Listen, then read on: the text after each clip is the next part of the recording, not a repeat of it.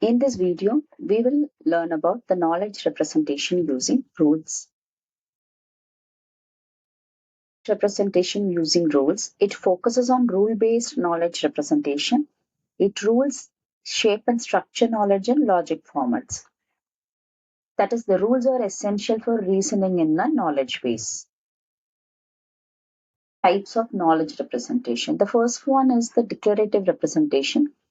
Here, that is, knowledge is specified without defining the execution details. We request the augmentation with a program for execution, so it's based on facts. Whereas the procedural representation, it will have a control information for the knowledge application. It requires an interpreter. It can use heuristics.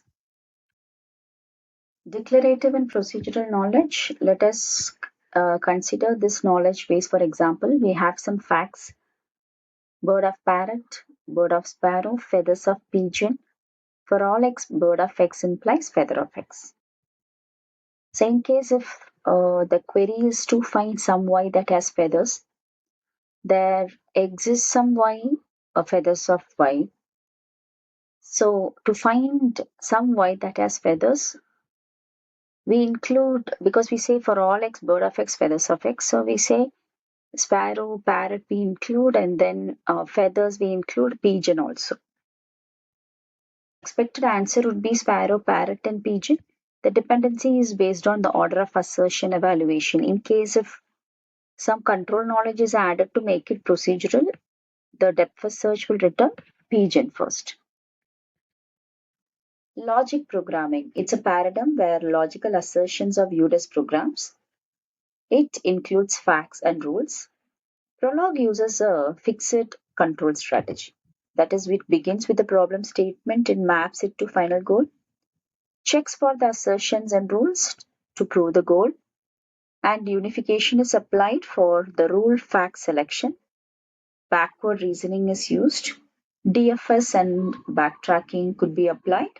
Then order of rule selection matters a lot. Forward and backward reasoning. Forward reasoning, it starts with the initial state and builds a solution tree.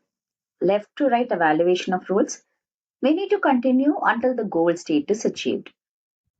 Whereas backward reasoning, you start with the goal and trace back to the initial state. Right to left evaluation of rules, it depends on the problem topology. Indexing and matching with variables. Indexing helps access appropriate rules efficiently. It uses keys like board positions in chess. Unification algorithm helps match rules with variables. Forward and backward methods can be applied. Rete algorithm and rule matching.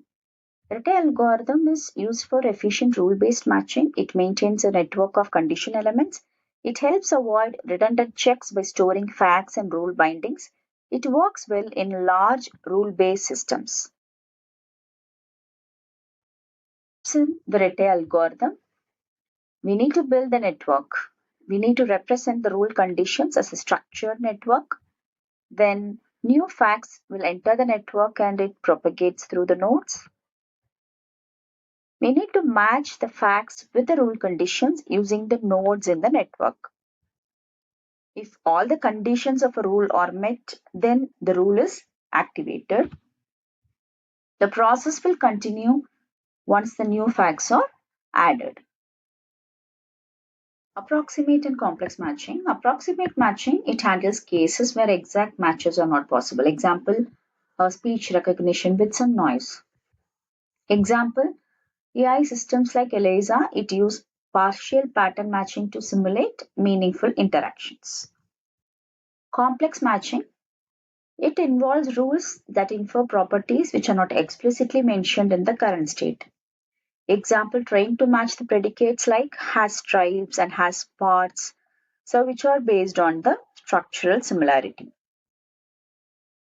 Conflict resolution. In rule-based systems, conflict resolution determines the order of rule execution when multiple rules are applicable. What is the criteria for the conflict resolution? One is rule-based. We need to prioritize based on some specific rules. The next one is object based. It should be based on the matched objects. Otherwise, it has to be action based. It has to focus on the actions performed by the matched rule. It's about the knowledge representation using rules. Thank you.